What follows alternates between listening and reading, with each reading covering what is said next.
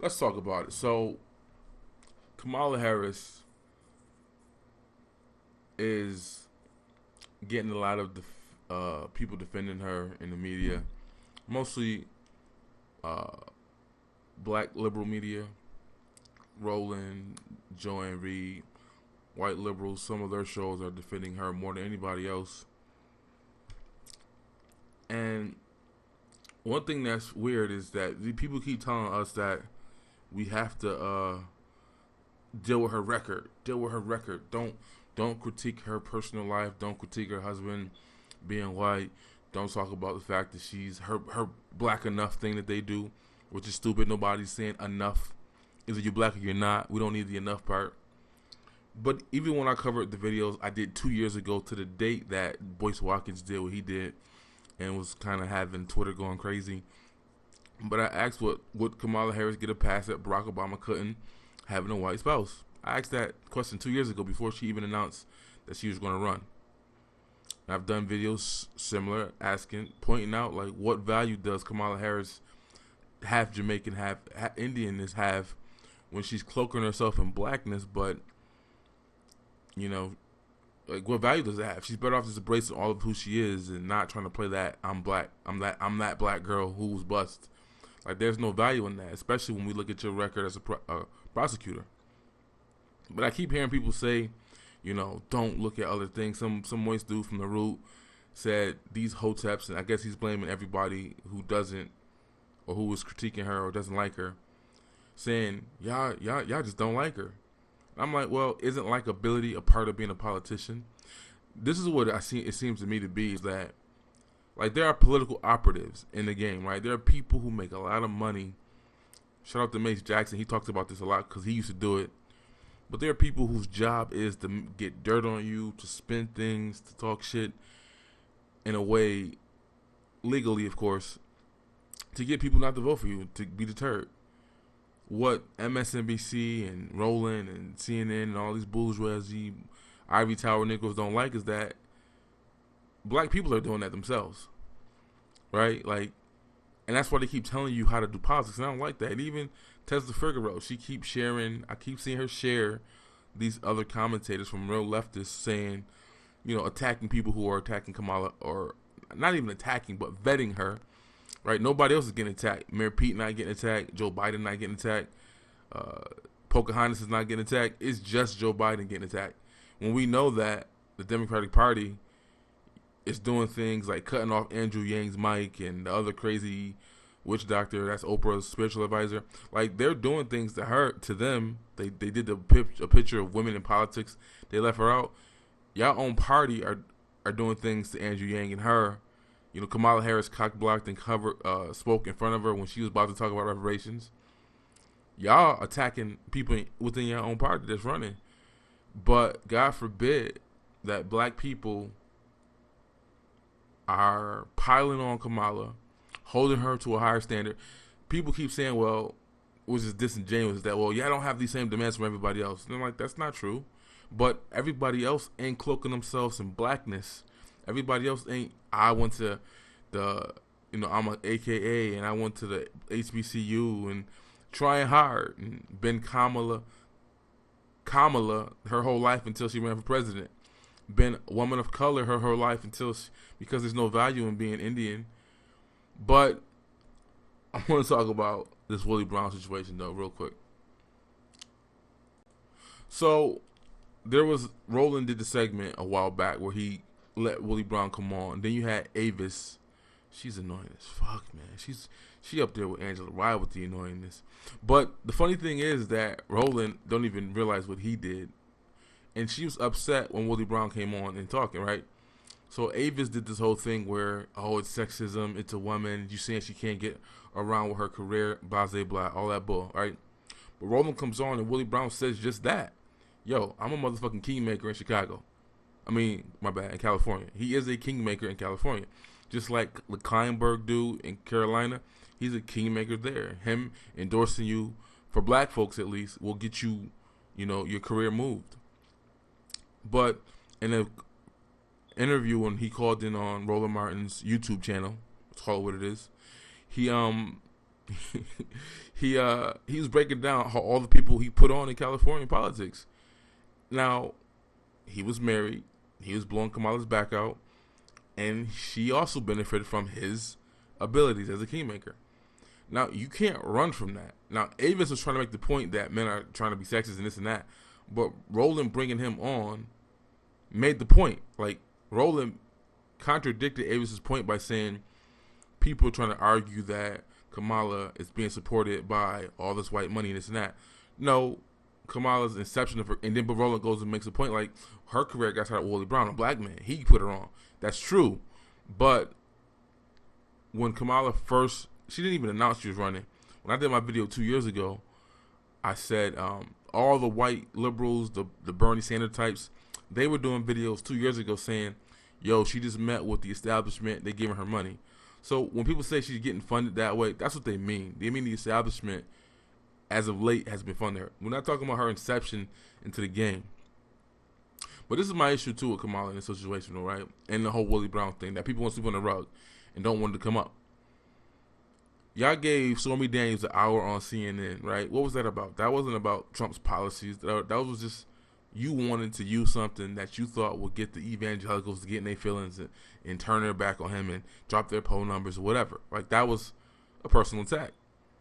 You wanted to take his personal life and his personal business and use it as a weapon against him, right? So how is it that if we can give Trump accusers, if we can give Trump side chicks time and opportunity to talk and say what they want to say because you know it smears him and you hope it would hurt him politically, why can't we do the same with Kamala and Willie Brown? Why is Kamala Brown's relationship with a man who's married, who is 30 years older than her, why is that off limits? And you can't make the argument that we're being sexist and saying a woman can't make her own accomplishments when Willie Brown straight up said, yo, I am a kingmaker. I put people on. This is what I do. This is my reputation. Then Roland Martin, because I think they're frat brothers, he brings them on and he says just that on Roland's show. And then Roland opens his mouth, not even probably comprehending, he's undermining Avis's point by saying, hey, yeah, I'm saying that it's a white man that put Kamala on, but no, it was Willie Brown, a black man, right? That's what Roland said. Right there after Avis went her little rant crying. I'm just saying, y'all want the goalpost to move for Kamala and just her. Y'all even examining Joe Biden, y'all going in on him, breaking stuff down. Cool. Some people are upset that he still got a lot of support amongst black people and the whole polling nonsense, whatever. But why is she being protected? Why is she getting this extra stuff? If we can talk to Stormy Daniels and her weird ass, creepy ass lawyer that's probably gonna go to jail too for hours, and he's on every show and doing this whole spiel, why can't we do the same thing? Why CNN should bring on Willie Brown and let him do an interview and let him talk about their past? That would only be fair, right? They wouldn't do that. But I'm saying if we can come at people outside of their policies and what they've done in regards to being what would say if they would be a good president or not, then Kamala's not exempt from that. Kamala got put on by Willie Brown, and he was her side chick or whatever. He was married, separated. If you're not divorced, you're still married. Whatever the arrangement was, it is what it is. He put her on. Those were his words. He helped her. And then he came out and said, yo, I don't think she can win either. She ain't got it. But for whatever reason, everybody want him to shut up and be quiet. But you didn't want Stormy Daniels to be quiet. You didn't want this creepy old lady that just came out talking about Trump harassed her, but rape is sexy. She said some weird shit like that on CNN. They went cue as they cut to the commercial real quick. Right? Y'all don't even vet these people that come on. They just make accusations. You give them a mic and you put them on air and you let them talk their shit. But God forbid a person who is established, who is credible, who is known for being a kingmaker in California politics, Mr. Willie Brown, y'all don't want to address that. Why not? Keep that same energy. I want y'all to do the same thing. CNN, MSNBC, y'all need to bring Willie Brown on and interview him and talk about how he was married to his wife and messing with Kamala Harris. And specifically what things did he do besides getting her money and putting other people to support her to get her career popping off. Talk about that. That's news. I'm tired of people saying you can't talk about those things, but any other candidate, even the other Democrats, you talking about their past and what they've done and what's going on with them. So why is Kamala getting the pass? Stop telling black folks how to do politics. Like, likability is part of being a president. If motherfuckers don't like you, they can do whatever they want to feel to get you out of here. They don't have to let you play fair and only address your record. When has that ever been a thing? That's the only candidate you're telling people, no, don't worry about that personal stuff. Don't worry about that. Just focus on this one thing or her record. And that's the funny thing. They keep saying focus on her record, focus on her record. But Roland Martin hasn't done a segment solely on her record.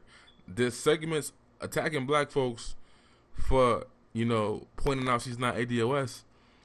Done segments talking about black folks who's like, yo, you know what? Yeah, that's right. She probably gonna get the pass for the white husband that Obama couldn't get. But he's not done. He broke down the whole busing situation with Joe Biden. Wasted a whole, 40 minutes on that. But when you really look at Kamala Harris's opinion on busing, it's the same as Joe Biden's. It's not different.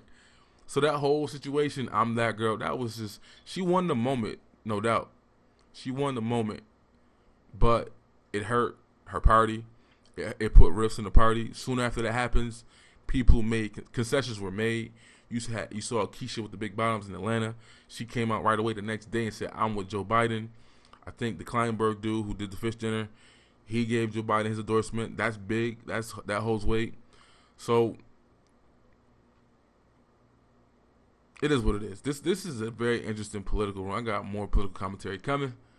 We're gonna talk about too. Kamala Harris is in her being a prosecutor, right? Like, I was watching her prior. I think Charlamagne, he's the one that keeps doing this. Avis did it too. The chick on Roland Martin show, saying she's a prosecutor. She's supposed to just do the law. Well, wait a minute. Then why do people like Kim Foxx?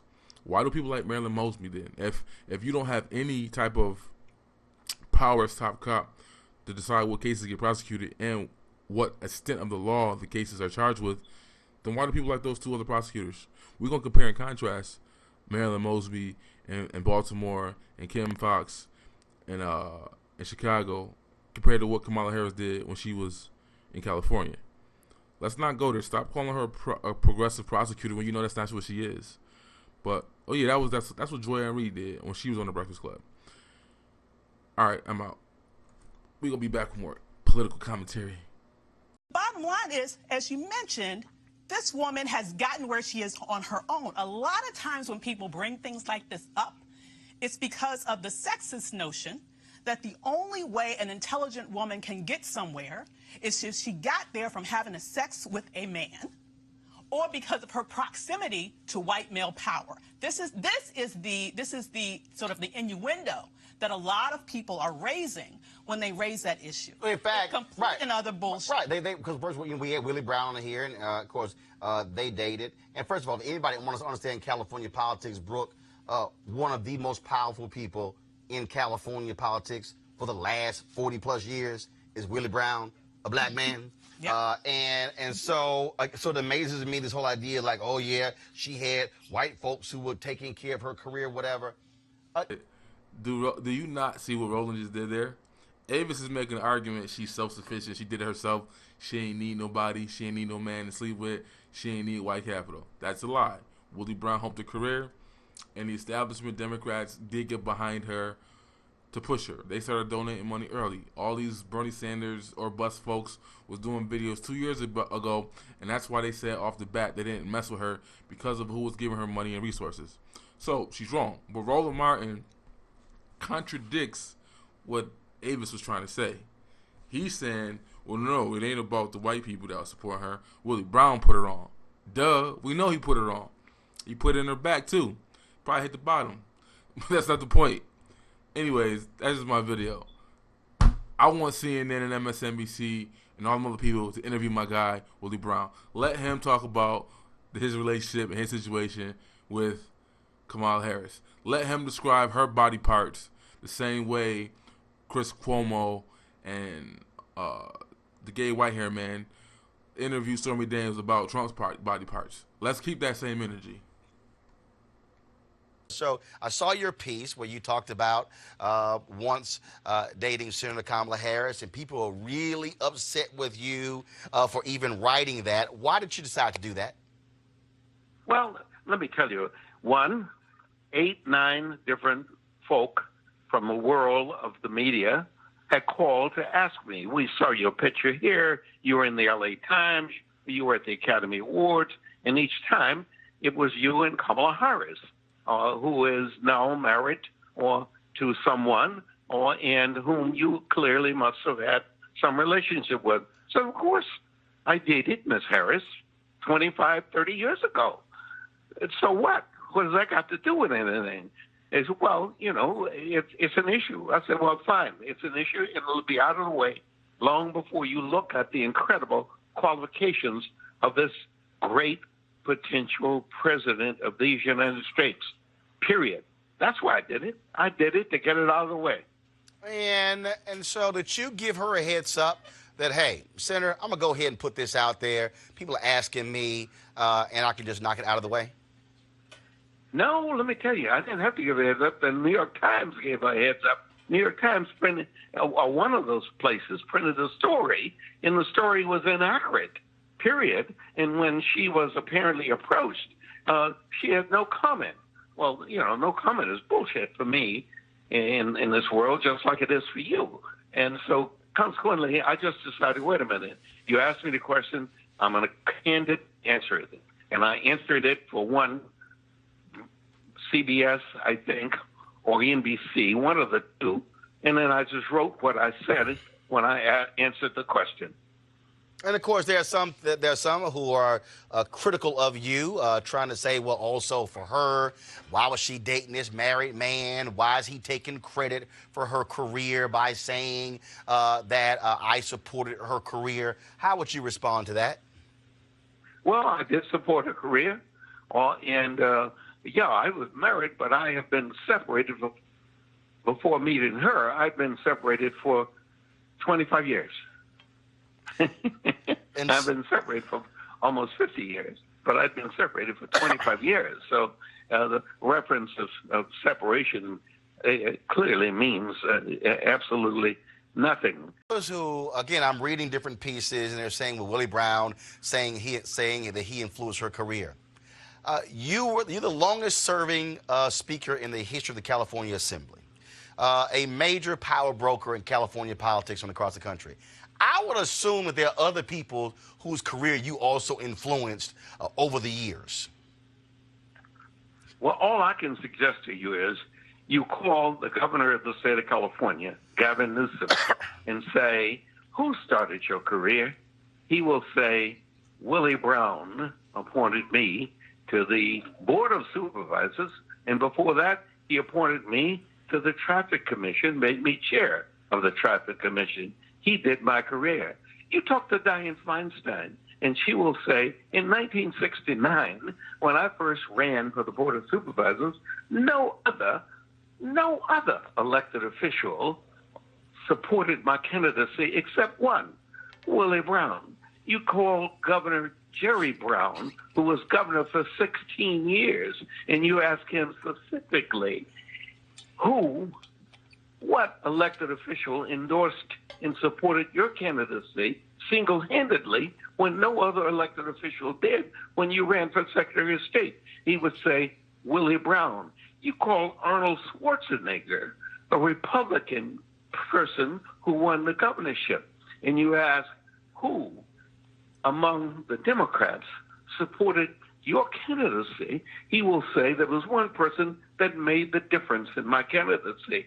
I went from being a Republican who could get maybe 12 to 15% of the African American vote to getting 30% of the African American vote against an incumbent member of the Treasurer's Office of California, and it was Willie Brown who did all of that. That's just a few of the folk that will lay out to you. I am about trying to find, in this democracy, quality people, black, white, women, men, persons who come from foreign countries, born there, but raised here, And I'm proud, literally proud, of all those careers that I got invited to participate in. The individuals who ultimately achieve it, like Senator Harris, like Governor Newsom, like Senator Feinstein, they had the ability to do it. Somebody needed to open the door. I was fortunate enough in my own career to have people in the late 50s and early 60s open the door for me.